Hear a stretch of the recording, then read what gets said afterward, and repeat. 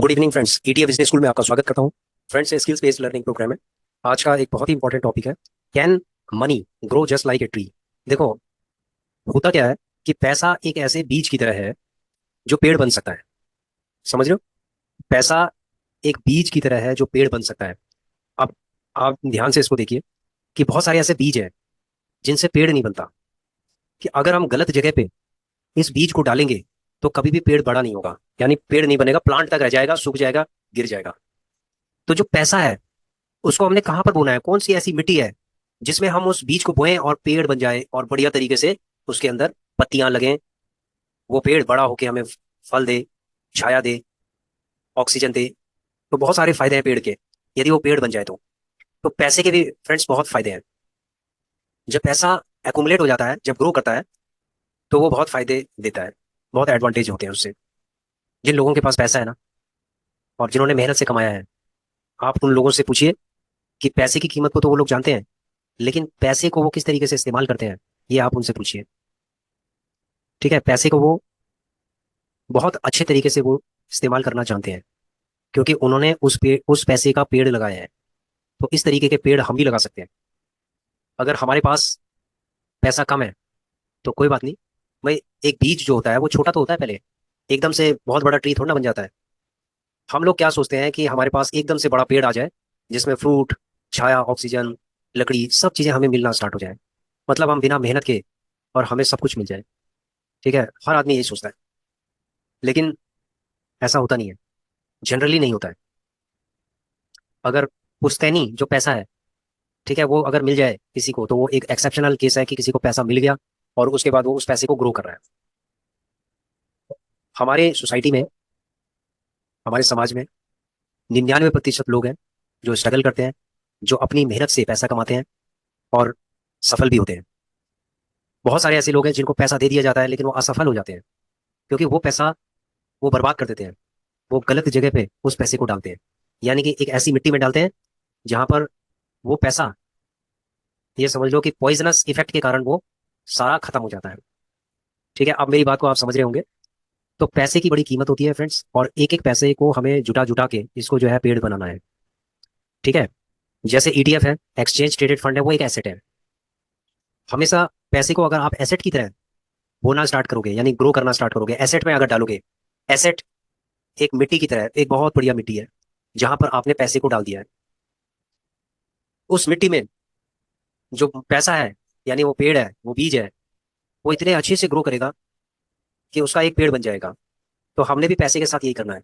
तो फ्रेंड्स, जैसे ईटीएफ है, एक्सचेंज ट्रेडेड फंड, तो वो एक ऐसी मिट्टी है जिसमें पेड़ बनेगा, लंबे समय के बाद पेड़ बनेगा, और उस पेड़ से आप फल भी खाएंगे, आपको छाया भी मिलेगी, ठीक है, ऑक्सीजन भी मिलेगी, बहुत एडवांटेज होंगे उसके।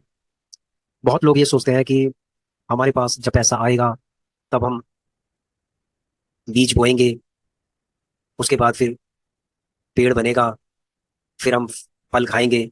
तो वो, ये समझ लो कि वो इन सपनों में हमेशा खोए रहते हैं।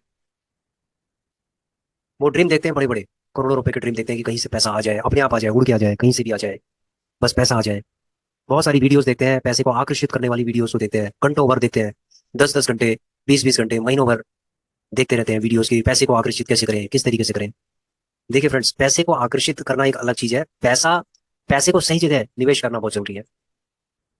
पैसा हर आदमी कमा रहा है, जो आदमी मेहनत कर रहा है ना वो कमा रहा है, और कोई ऐसा इंसान नहीं है कि जो पैसा नहीं कमा रहा है। अगर वो जीवित है ना, तो पैसा वो कमा रहा है, चाहे थोड़ा बहुत कमा रहा है, लेकिन वो कमा रहा है। और जो नहीं कमा रहा है ना, वो समझ लो कि बहुत ही ज्यादा दुख का कारण है। ये दुख का कारण होगा कि अगर वो नहीं कमा रहा है। इसीलिए पैसा कमाना बहुत जरूरी है। इसमें दो चीजें हैं। पहली चीज है, आप मेहनत करो, आप जॉब करो, आप बिजनेस करो, आप पैसे कमाओ, अच्छे काम से आप पैसे कमाओ, एथिकल होना चाहिए। और पैसे कमाने के बाद उस पैसे को आप, उस पैसे को आप ऐसी जगह आप निवेश कर सकते हो जहां पर एक बहुत बड़ा पेड़ बनेगा, यानी कि कंपाउंडिंग होगी। उस पेड़ की बहुत सारी ब्रांचेस होंगी, ठीक है, उन ब्रांचेस में फल लगेंगे। समझ रहे हो फ्रेंड्स? तो जो पैसा, हर इंसान का जो कमा रहा है ना पैसा, तो उसको ये नहीं पता कि पैसे को किस तरीके से निवेश किया जाए, पैसे को कहाँ पर निवेश किया जाए, निवेश क्यों करें, कितने समय के लिए करें। बहुत सारे लोग हैं उनको पूरी नॉलेज है, कंप्लीट नॉलेज है, बहुत सारी वीडियोस देखते हैं वो कि मनी इन्वेस्टमेंट के ऊपर है, बहुत सारी उन्होंने किताबें भी पढ़ी होंगी, इंटेलिजेंट इन्वेस्टर्स, वॉरेन बफे के बारे में बहुत सारी चीजें पढ़ी होंगी। ये सब चीजें उन्होंने पढ़ी है, लेकिन अपनी जो मेंटल मेंटल जो हमारी स्ट्रेंथ है इन्वेस्टमेंट के प्रति, अगर वो मेंटल स्ट्रेंथ हमारे अंदर नहीं है ना, तो हम कभी भी ये पेड़ नहीं उगा सकते। क्योंकि जब एक प्लांट होगा ना, थोड़ा सा बड़ा होता है जब वो प्लांट, और हमें लगता है कि वो दो चार फल हमें देने लग गए, तो हम पूरे पेड़ को ही काट देते हैं। समझ रहे हो फ्रेंड्स? हम उस पेड़ को, पूरे पेड़ को ही काट देते हैं। यही प्रॉब्लम है कि हम अपने जो इन्वेस्टमेंट है उसको ग्रो ही नहीं होने देते, हम अपने पैसे को ग्रो नहीं होने देते, उसको पेड़ नहीं बनने देते। तो अगर आप इन्वेस्टमेंट को, यानी कि अपने मनी को अगर पेड़ बनाना चाहते हो, तो समझ लो कि 20 25 साल 30 साल के लिए आपको सोचना होगा। आप चाहे थोड़ा सा पैसा निवेश करो, कोई ज्यादा की इतनी जरूरत नहीं होती, क्योंकि ज्यादा करोगे तो साइकोलॉजिकली क्या होगा कि आप उसको विड्रॉ कर लोगे। थोड़ा सा जो पैसा है उसको निवेश कर करके 30 साल तक, तो आपको एक अच्छी ग्रोथ आपको देखने को मिल सकती है। तो फ्रेंड्स, जितने भी जो रईस लोग हैं ना, वो अपनी इनकम का एक ऐसा पार्ट निवेश करते हैं जिसको वो भूल जाते हैं, जीवन भर भूल जाते हैं उसको। वो उसको कुछ नहीं करते, चाहे वो कितनी भी स्थितियां खराब हो जाए, लेकिन उसको वो कुछ नहीं करते। जबकि जो लोअर मिडिल क्लास या मिडिल क्लास होता है ना, वो खगालने लगता है, वो अपने पर्स को खगालने लगता है कि कहाँ पर है चवन्नी अठन्नी। वो अपने बैंकों को खगालने लगता है कि कहाँ पर है वो पैसा, अपने म्यूचुअल फंड्स में जो पैसा उसने रखा होगा, कहीं भी रखा होगा, कोई भी एसेट है, अपने एसेट को बेचना स्टार्ट कर देता है अपने शौक के लिए। ठीक है, कि मुझे तो अपना शौक पूरा करना है, और जो एसेट है उनको बेचना स्टार्ट कर देता है। तो किस तरीके से वो पेड़ बनाएगा, किस तरीके से वो अपने पैसे को ग्रो करेगा? तो फ्रेंड्स, इसके पीछे एक बहुत बड़ी साइकोलॉजी है कि आपको वो पैसा निवेश करना होता है, जो पैसा जिसकी आपको कोई जरूरत नहीं है। ठीक है, उससे आपकी लाइफ में कोई भी इफेक्ट पड़ने वाला नहीं है। मैं कहता हूं कि आप 50 रुपए अगर निवेश करते हो और उससे आपको कोई भी फर्क नहीं पड़ता, तो समझ लो कि वो पेड़ बनने बन सकता है, वो पैसा पेड़ बनेगा, बन सकता है। तो फ्रेंड्स, मैं एक चीज ये कहना चाहता हूँ आपसे कि ईडीएफ बिजनेस स्कूल के अंदर आपको ईडीएफ के बारे में पूरी नॉलेज दी जाती है। ईडीएफ भी एक तरीके का एसेट है, और इस एसेट में कंपाउंडिंग होती है, रिस्क मैनेजमेंट होता है इसके अंदर, अगर हम डाइवर्सिफाई करते हैं पोर्टफोलियो को। ठीक है, मैं कोई स्पेसिफिक ईटीएफ का कोई प्रमोशन नहीं कर रहा हूँ, जो मेरा अनुभव है मैं अपने अनुभव के हिसाब से आप लोगों को बता रहा हूँ। 1 साल के अंदर हमने लगभग 1.25 लाख के आसपास हमने बनाया है, थोड़ी थोड़ी इन्वेस्टमेंट पे, ईटीएफ ट्रेडिंग में। ठीक है, अगर मैं 1.25 साल की अगर बात करूं, तो लगभग 1.75 के आसपास, 1.77 के आसपास हमने बनाया है 1.25 साल में। तो फ्रेंड्स, ऐसा है कि पैसा बनता है, ऐसा नहीं है। अब यहाँ पर क्वेश्चन ये आता है कि सर आप तो ट्रेडिंग करते हैं, आप किस तरीके से ये जो वेल्थ क्रिएट किस तरीके से करेंगे, आप बीज कैसे बोएंगे? देखिए फ्रेंड्स, वो भी मैं आपको दिखाता हूँ।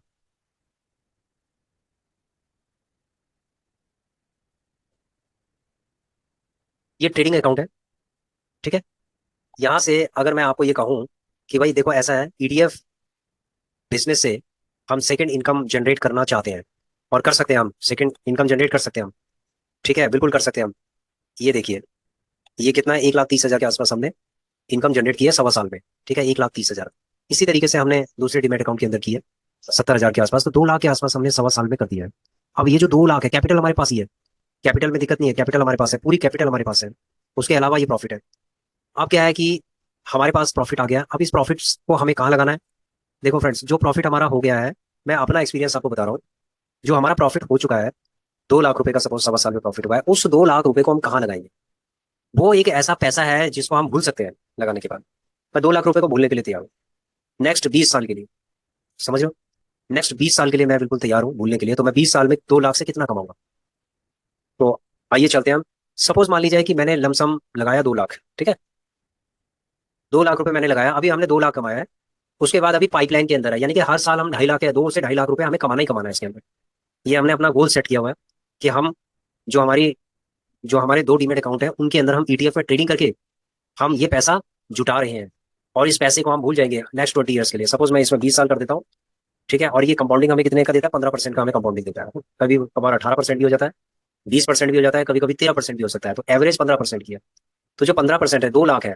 ठीक है, जो 2 लाख है जो हमने कमा लिया है, 2 लाख, उसको हमने लगाया और भूल गए। ठीक है, हमने क्या किया? पेड़ लगा दिया है भाई, बीज बो दिए भाई।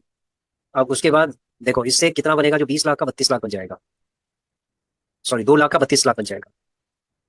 ठीक है, 20 साल बाद 2 लाख का 32 लाख बनेगा।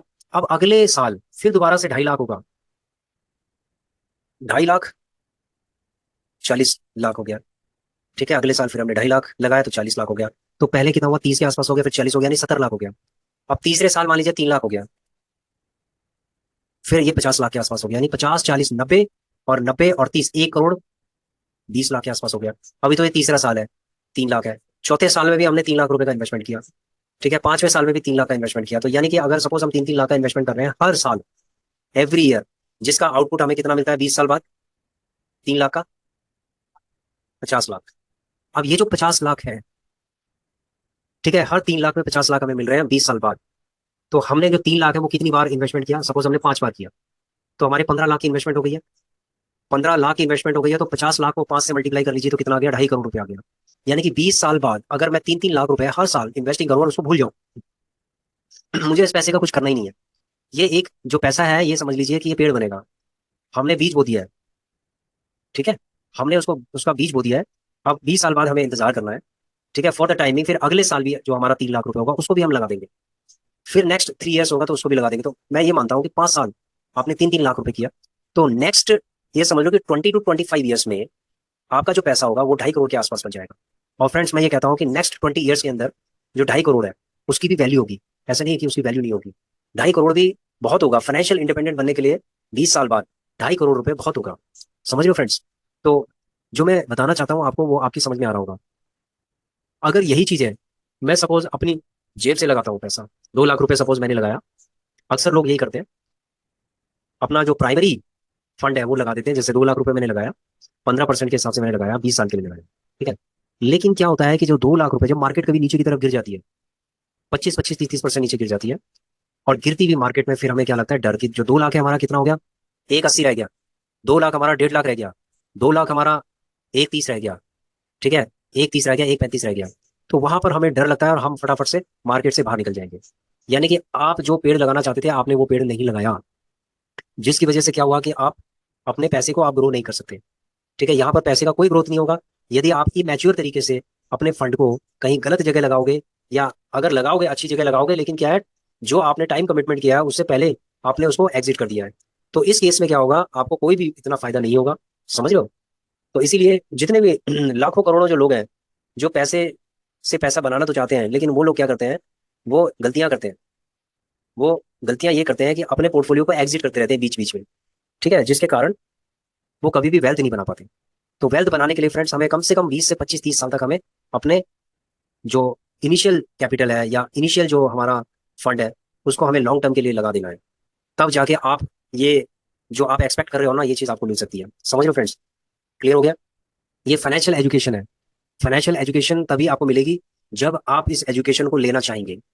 ठीक है, एजुकेशन को लेना चाहेंगे, एजुकेशन को लेने की इच्छा अगर है तो समझ लो आपके पास पैसा आएगा, आकर्षित होगा आपके पास पैसा। और अगर आपके पास नहीं लेना चाहेंगे तो आपके पास पैसा आकर्षित नहीं होगा। और हमेशा पैसा कमाने के लिए हमेशा पेशेंस प्लस रिस्क मैनेजमेंट चाहिए होता है, क्योंकि रिस्क मैनेजमेंट भी बहुत जरूरी है पैसा कमाने के लिए। समझ गए फ्रेंड्स? तो आशा करता हूं कि आप लोगों की समझ में आ गया होगा कि पेड़ बन तो सकता है, पेड़ ग्रो हो सकता है एक बीज से, लेकिन हमें उसको ये देखना पड़ेगा कि हम पेड़ को कहाँ उगा रहे हैं। सिमिलरली, हम इन्वेस्टमेंट कहाँ पर कर रहे हैं, कौन सी जगह कर रहे हैं? कहीं वहां रिस्क तो नहीं है ज्यादा कि हमारा जो बीज है वो खराब हो जाए। हमारा जो पेड़ है ना, छोटा सा, जो बीज से एक पेड़ बन चुका है, प्लांट बन चुका है, कहीं पता चले वही खत्म हो गया है। ठीक है, तो बहुत सारी चीजों को देखना पड़ेगा, और उसके बाद हमें एनालिसिस करना पड़ेगा। उसके बाद हमें सही एसेट का चुनाव करना पड़ेगा, और सही एसेट का चुनाव करने के बाद हमें एक डाइवर्सिफाइड पोर्टफोलियो बनाना पड़ेगा। यानी कि हमें मल्टीपल एसेट्स की जरूरत पड़ेगी, और उन एसेट्स में हम थोड़ा थोड़ा करके हम अपने मनी को ग्रो करेंगे। हमें पता है कि 15% CAGR से जो रिटर्न दे रहा है कोई भी एसेट है, अगर वो 15 CAGR के हिसाब से अगर दे रहा है तो इसका मतलब है कि वो बम्पर है। ठीक है, वो एसेट बम्पर है। जैसे म्यूचुअल फंड है, बम्पर है। ETF है, बम्पर है। ठीक है, और बाकी और भी हो सकते हैं जो सेफ एंड सिक्योर होंगे, उनकी हम बात करते हैं। अगर वो इतना ही अगर आपको देते हैं 15% के हिसाब से, तो इसका मतलब है कि अच्छा है। बहुत सारे लोगों को ज्यादा परसेंटेज चाहिए होता है, तो वो लोग क्या करते हैं? जुआ खेलना स्टार्ट कर देते हैं, क्योंकि वहाँ परसेंटेज महीने की 80-80% और एक एक 100% में कैलकुलेशन होनी स्टार्ट हो जाती है। और वो सिर्फ कैलकुलेशन रह जाती है, क्योंकि वो एक ऐसी जगह होती है कि जहाँ की मिट्टी बहुत ही खराब होती है। वहां पर पेड़ उग भी सकता है और नहीं भी उग सकता है। 99% उगने के है ही नहीं, सिर्फ 1% उगने के हैं, 99% नहीं। लेकिन फिर भी लोग उसकी तरफ जाते हैं और वहां बर्बाद हो जाते हैं। समझ लो फ्रेंड्स। तो ये एक बहुत ही इंपॉर्टेंट एस्पेक्ट है। तो जो लोग कम कमा रहे हैं, ठीक है, बहुत लोगों की तनख्वाहें कम होती हैं, ये कोई बहुत बड़ी बात नहीं है, ये छोटी सी बात है कि देखो, मैन पावर सबसे ज्यादा कौन सी है? सबसे ज्यादा वो लोग हैं किसी भी कंपनी के अंदर, 80% ऑपरेशनल स्टाफ काम करता है जिसकी एवरेज सैलरी से कम होती है या एवरेज सैलरी होती है। ठीक है, सिर्फ 15% ऐसे होते हैं कि जिनकी एवरेज सैलरी से थोड़ा सा ऊपर होती है, और 5% ऐसे लोग हैं जो क्रीमी लेयर में आते हैं, जैसे सीईओ हो गए, एमडी हो गए, डायरेक्टर्स हो गए, तो उन वो 5% में आते हैं। 80% में कौन से होंगे? जो बेचारे मेहनत कर रहे होंगे, दिन रात मेहनत कर रहे होंगे, उसके बाद उनको महीने में पगार मिलती है, वो भी बहुत एवरेज से भी कम। ठीक है, और उसके बाद वो अपना घर चलाते हैं, और ये एक मजबूरी होती है इंसान की, क्योंकि उसको अपना घर चलाना है, अपने बाल बच्चों का ध्यान रखना है, उनकी एजुकेशन का ध्यान रखना है, उनकी हेल्थ का ध्यान रखना है, उनको ये समझ लो कहीं ना कहीं पर उनको उनके लिए ठिकाना बनाना है। तो बहुत सारी चीज़ें जो जिम्मेवारी होती है, वो मिडिल क्लास या जो भी क्लास है उनकी होती है। तो इसीलिए पैसा को ग्रो करना बहुत जरूरी है। बहुत सारे लोग क्या करते हैं कि उसके अंदर पैसा डाल देते हैं अपना। देखो, अपना जो पैसा है उसको डालते हैं सेविंग अकाउंट के अंदर। देखो, I am not against the saving account, मैं सेविंग के खिलाफ नहीं हूँ।